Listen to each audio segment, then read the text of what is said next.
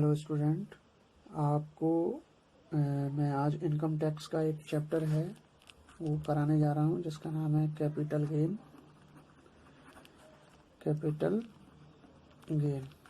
Capital gain से पहले आपने income from salary, income from business and profession, income from house property ये सब कर लिया है। आज ये चैप्टर लेके आया हूँ मैं आपके लिए, इनकम फ्रॉम कैपिटल गेन। तो इनकम फ्रॉम कैपिटल गेन आप वैसे मेरे से वॉइस कॉन्फ्रेंस पे समझ चुके हैं, फिर भी मैं एक बार और आपको रिवीजन के तौर पे समझा देना चाहता हूँ कि इनकम फ्रॉम कैपिटल गेन क्या होता है। इनकम फ्रॉम कैपिटल गेन का मतलब होता है, कैपिटल मतलब कोई आपकी असेट, जो कैपिटल असेट है। कौन सी? जो आपकी कैपिटल असेट है। तो कैपिटल असेट से आपको क्या गेन हो रहा है, क्या प्रॉफिट हो रहा है। और ये प्रॉफिट कब होगा? जब आप उस कैपिटल को क्या करोगे? ट्रांसफर करोगे। क्या करोगे बेटा? ट्रांसफर करोगे। तो कैपिटल गेन का मतलब यही हुआ कि किसी संपत्ति को ट्रांसफर करने पर जो आपको गेन होता है, तो वो जो गेन हो रहा है, अब इसके अंतर्गत जो टैक्स की लायबिलिटी देखी जाती है, पूंजी जो कैपिटल गेन है इसके अंदर जो टैक्स की लायबिलिटी देखी जाती है, उसकी सेक्शन इसमें दिया हुआ है, सेक्शन 45 से लेके 55A तक है। इसमें सेक्शन क्या है? 45 से लेके 55A तक। सेक्शन 45 जो है वो इसकी टैक्स लायबिलिटी बताता है। क्या बताता है? कि इसकी टैक्स लायबिलिटी क्या होगी, ये बताता है। इसके बाद में अगर इसकी टैक्स लायबिलिटी की हम बात करें कि ये इसमें किन किन चीज़ों को शामिल किया जाता है, तो बात कर लेते हैं। उसमें सबसे पहले जो शामिल किया जाता है वो किया जाता है profit on direct transfer of capital asset. कोई भी कैपिटल असेट का कोई डायरेक्ट ट्रांसफर हो रहा है वो लिया जाएगा। सेकंड इसमें जो लिया जाता है वो लिया जाता है capital gain in respect of any insurance claim.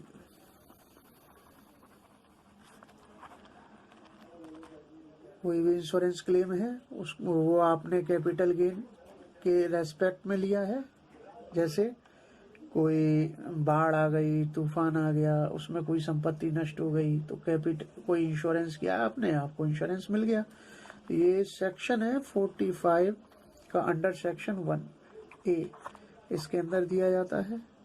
इसके अलावा कोई दुर्घटना हो गया, दंगे हो गए, नागरिक उपद्रव हो गया है ना, तो उससे जो भी आपकी कैपिटल को नुकसान हुआ और उस नुकसान के बदले में आपको जो क्लेम मिला है वो भी क्लेम का कैलकुलेशन किया जाता है। थर्ड इसमें आता है प्रॉफिट ऑन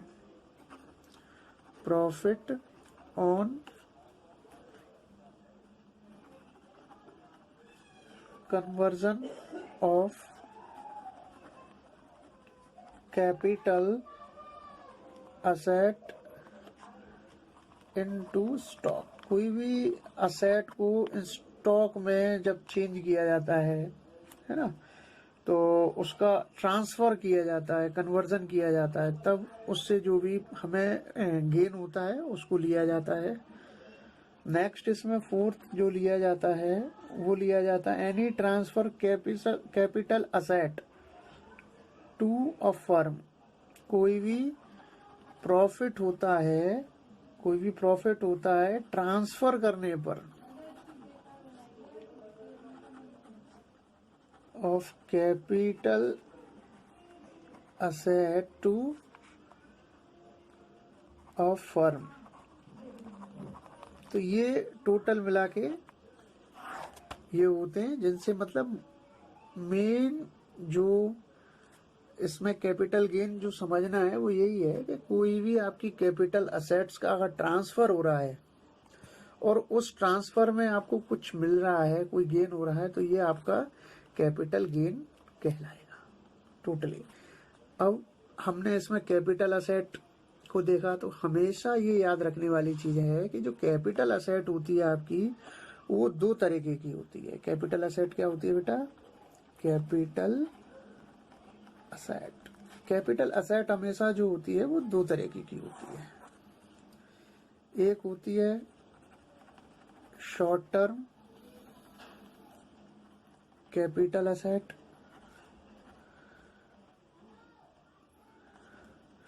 और दूसरी होती है आपकी लॉन्ग टर्म कैपिटल असेट। अब ये कैसे समझें कि शॉर्ट टर्म कैपिटल असेट क्या है, लॉन्ग टर्म कैपिटल असेट क्या है? तो इसको समझने के लिए सिंपली एक फंडा है, उसको समझना है। यदि कोई कैपिटल आपके पास में 36 मंथ से ज्यादा है, रखी हुई है, तो वो क्या कहलाएगी आपकी? वो लॉन्ग टर्म कहलाएगी। और 36 मंथ से कम है, क्या 36 मंथ से कम है, तो वो क्या कहलाएगी बेटा आपकी? वो आपकी शॉर्ट टर्म कैपिटल असेट कहलाएगी। तो लॉन्ग टर्म कैपिटल असेट क्या हो गया? लॉन्ग टर्म कैपिटल असेट हो गया जो 36 मंथ से ओवर है आपके पास, और शॉर्ट टर्म कैपिटल असेट क्या हो गया? 36 मंथ के, वो शॉर्ट टर्म हो गई। कैपिटल असेट में कई बच्चे ये पूछते हैं, कई स्टूडेंट को थोड़ा सा ये होता है कि सर कोई ज्वेलरी होगी तो क्या वो कैपिटल एसेट होगी? हाँ बिल्कुल होगी, ज्वेलरी कैपिटल एसेट होगी। कोई आपके पास में एंटिक आइटम रखा हुआ है, वो भी आपका कैपिटल एसेट होगा। कोई आपके पास में ड्राइंग रखी हुई है, उसकी कीमत ज़्यादा है, जो आपने ज़्यादा कीमत पे खरीदी है, तो वो भी आपकी कैपिटल एसेट में आएगी। कोई मूर्ति है, विशेष महंगी मूर्ति है, तो वो भी कैपिटल एसेट में आएगी। कोई पेंटिंग्स है ना, कोई आर्कियोलॉजिकल कलेक्शन है आपके पास में, पुरातत्व विभाग का कोई कलेक्शन है, संग्रहण किया हुआ है आपने, है ना, तो वो भी आपका कैपिटल एसेट्स में आएगा। ठीक, इसके बाद में और नेक्स्ट क्या चीज होती है कि कैपिटल असेट्स, तो ये समझ लिया हमने, ये होती है। इसके बाद में बच्चे कहते हैं कि सर लिस्टेड होंगे तो वो क्या होगा उनका? जो लिस्टेड होते हैं, लिस्टेड का मतलब जैसे आपके बॉन्ड हो गए, म्यूचुअल फंड हो गया, है ना, तो बॉन्ड हुआ, म्यूचुअल फंड हुआ, इसमें जो होता है वो अगर कैपिटल असेट को देखा जाए, लिस्टेड सिक्योरिटी में, जो लिस्टेड सिक्योरिटी होती है उसमें बॉन्ड आता है, म्यूचुअल फंड आते हैं, तो इसमें लॉन्ग टर्म वो होगा जो 12 मंथ से ज्यादा रखा होगा आपके पास, और जो 12 मंथ से कम होगा वो आपका क्या होगा? वो शॉर्ट टर्म कैपिटल होगी। वो क्या होगी? Short term capital assets. इसके बाद में जब लिस्टेड होते हैं तो कुछ बॉन्ड्स, म्यूचुअल फंड अनलिस्टेड भी होते हैं। क्या होते हैं? अनलिस्टेड भी होते हैं। तो अनलिस्टेड में ये जो मंथ होते हैं ये 24 हो जाते हैं, इसको कर देते हैं, ये इक्वल है, मतलब इसके इक्वल है ये होगा। अगर लिस्टेड होगा तो लॉन्ग टर्म ये इक्वल होगा 12, और ये होगा 24, और ये होगा लेस देन 24। तो ये आपकी कुल मिला के कैपिटल असेट जो है दो तरीके की होती हैं। मैं फिर बता रहा हूँ, समझने वाली बात है। एक long term capital gain, long term capital asset होता है, और एक शॉर्ट टर्म कैपिटल असेट होता है। 36 मंथ से ज्यादा होगा आपके पास में तो वो आपका लॉन्ग टर्म होगा, और 36 मंथ से कम होगा तो वो आपके क्या होगा? शॉर्ट टर्म होगा। मुझे लगता है बेटा आपको ये समझ में आ गया होगा शॉर्ट टर्म कैपिटल असेट क्या होती है और लॉन्ग टर्म कैपिटल असेट क्या होती है। अब असेट समझ में आ गई तो गेन क्या होता है इसके अंदर। गेन यही होता है कि अगर किसी आपने लॉन्ग टर्म कैपिटल को 36 मंथ तक आपने रख के बेचा तो उसके बाद में जो प्रॉफिट हुआ वही आपका गेन होगा। अगर लॉन्ग टर्म कब होगा, जब 36 मंथ आपने रखा और उसके बाद में उसको सेल आउट कर दिया, ट्रांसफर कर दिया, तो उसमें आपको लॉन्ग टर्म जब भी होगा जब 36 मंथ रखा हुआ है और 36 मंथ से कम है तो आपको क्या होगा, short term capital asset gain होगा। ठीक है, तो ये गेन कब होगा, जब इसको आप ट्रांसफर करोगे। मेन चीज वही आती है बार बार ट्रांसफर करने की, बेचने की, इसको बेचोगे, उसके बाद ही शॉर्ट टर्म लॉन्ग टर्म ये होगा। आपको इतना समझ में आ गया कि आपको टोटली यही याद रखना है 36 मंथ, 12 मंथ और 24 मंथ्स का। लिस्टेड है तो 12 मंथ करने हैं, अनलिस्टेड है तो 24 मंथ। ये 3 चीज आपको ध्यान रखनी है। वैसे जो क्वेश्चन आते हैं वो क्वेश्चन 36 और 12 मंथ वाले आते हैं, ये बहुत ही कम आता है। ठीक, तो गेन क्या हुआ, गेन इसमें जो आपने शॉर्ट टर्म कैपिटल असेट को 36 मंथ्स में जब ही होगी शॉर्ट टर्म, जब आप उसको कम समय में बेचोगे, 36 मंथ से कम में बेचोगे, और जब 36 मंथ से ओवर ज्यादा हो जाए और तब बेच रहे हो तो आपको वो कैपिटल गेन क्या कहलाएगा, आपका लॉन्ग टर्म कैपिटल गेन कहलाएगा आपका।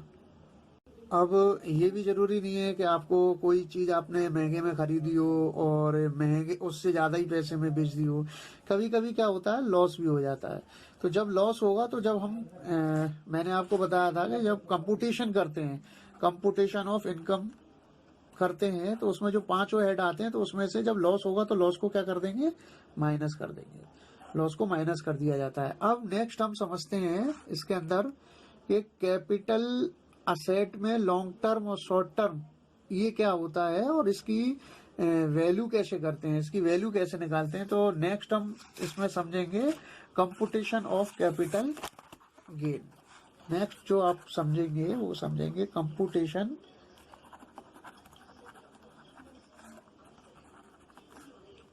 Of capital gain. कंप्यूटेशन कैसे करते हैं, तो कंप्यूटेशन जो होता है बेसिकली कैपिटल गेन का 2 तरीके से होता है। एक होता है कंसिडरेशन और एक होता है विदाउट कंसिडरेशन। तो सबसे पहले देख लेते हैं फुल वैल्यू ऑफ कंसिडरेशन में कैसे इसका वैल्यूएशन किया जाता है। तो पहले शॉर्ट टर्म ले लेते हैं। शॉर्ट टर्म में सबसे पहले आप जब भी इसका कंप्यूटेशन करिएगा तो सबसे पहले आप लोगे full value of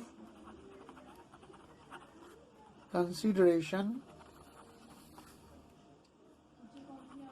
on transfer of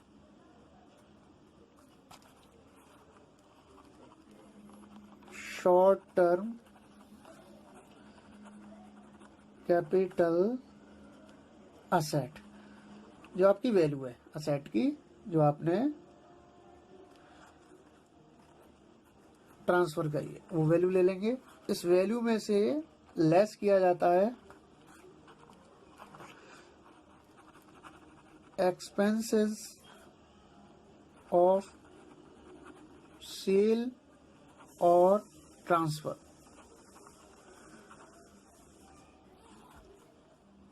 ये लिया जाता है, जैसे एग्जाम्पल के तौर पे 1-2 एग्जाम्पल में लिख देता हूँ। मतलब एक्सपेंसेस आपने सेल करने पे जो एक्सपेंसेस किए हैं, जैसे आपने किसी को ब्रोकरेज दिया है, आपने स्टैंप के ड्यूटी के पैसे दिए हैं, है ना, आपने कोई एडवर्टाइजिंग किया है सेल करने के लिए, तो वो पैसा आ जाता है। नेक्स्ट इसके अंदर जो सेकंड आता है वो cost of acquisitions of asset. मतलब आपने कितने की ली थी, एक्वायर कितने की करी थी। ये पैसा वो होता है जितने की आपने बाय करी होती है, खरीदी होती है, एक्वायर करी होता है किसका, कैपिटल असेट का। कैपिटल असेट जितने की आपने ली होती है। नेक्स्ट थर्ड जो आखिरी चीज आती है वो आती है cost of improvements in the asset.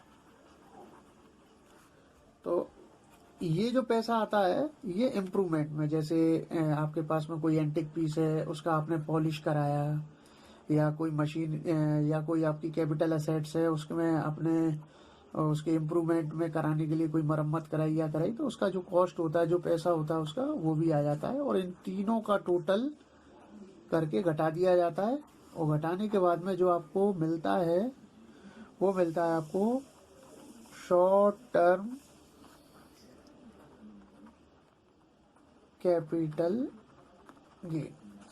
तो ये आपके पास में जो आता है वो कुछ डिडक्शन भी होते हैं, पर वो डिडक्शन कभी कभी आते हैं, वो अंडर सेक्शन 54 में हैं। जितने भी डिडक्शन है उसके बारे में लास्ट में बताएंगे बाद में। तो इस तरह से कंप्यूटेशन होता है शॉर्ट टर्म, किसी शॉर्ट टर्म कैपिटल असेट का। पहले फुल कंसिडरेशन लेते हैं, मतलब जितने का आपने ट्रांसफर किया उसका कंसिडरेशन में कितना। अब एक छोटे से एग्जाम्पल के द्वारा इसको समझने की कोशिश करते हैं कि इसका कंप्यूटेशन कैसे करते हैं शॉर्ट टर्म जब निकालते हैं कैपिटल गेन। तो ये आपको क्वेश्चन दिया हुआ है, इसमें यूनिक ट्रेड लिमिटेड है जिसका block of assets as on April 1 2009 को रिटन डाउन वैल्यू से 75,000 है। The company purchase another assets, उसने एक और असेट्स खरीदी है block during the year of 2009 and 10 30,000 की, और the entire block of assets is sold during the previous year rupees 1,50,000। मतलब जो ट्रांसफर किए हैं दोनों एंटायर में, एंटायर का मतलब ये हो गया कि जो उसका पहला वाला और दूसरा वाला ब्लॉक जो दोनों है, उसने जो सेल आउट किया है वो सेल आउट उसका 1,50,000 में हुआ।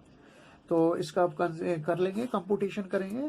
तो यहाँ करते हैं, ऐसे लिखते हैं बेटे, कंप्यूटेशन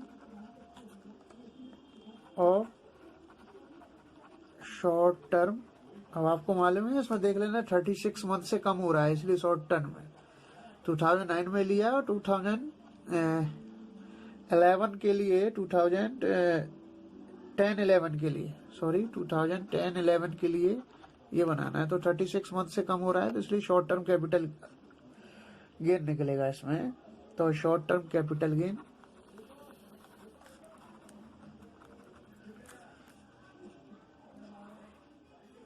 वही है। सबसे पहले इसमें कंसीडरेशन जो हुआ है वो लिखेंगे, तो यहाँ लिखते हैं फुल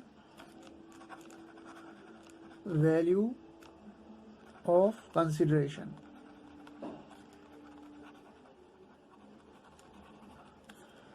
कंसीडरेशन जो है फुल वैल्यू वो आपको दिख रहा है यहाँ पर, ये दिया हुआ है during the previous year block assets जो है सोल्ड आउट जो किए हैं उसने, वो है 1,50,000। अब इसमें से लेस कर देते हैं, और इसमें ज़्यादा कुछ दिया नहीं है, एक्सपेंसेस दिए नहीं है, जो जैसे इसमें मैंने बताए थे आपको, सेल पे कोई एक्सपेंस नहीं है, कॉस्ट के इम्प्रूवमेंट कॉस्ट नहीं है, कोई भी जो खर्चा किया इम्प्रूवमेंट करने के लिए एसेट्स में वो भी नहीं है। केवल इसके अंदर एक्वायर कॉस्ट ऑफ एक्वायर दी हुई है, कंसिडरेशन दी हुई है, तो सीधा सीधा इसमें से लेस कर देंगे जो एक्वायर किया है। तो कॉस्ट ऑफ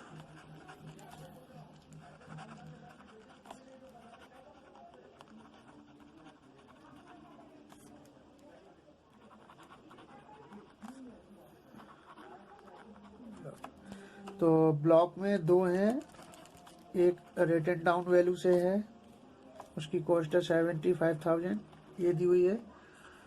ये रिटन डाउन वैल्यू 2009 75,000 आया है इससे। और ये जो सेकंड वाला दिया हुआ है वो आपका एक्चुअल कॉस्ट दी हुई है उसकी, और उससे उसका जो है अमाउंट है वो 30,000 है प्रीवियस ईयर का। इस दोनों को ले लेंगे तो ये टोटल कर लिया, टोटल हो गया 1,05,000।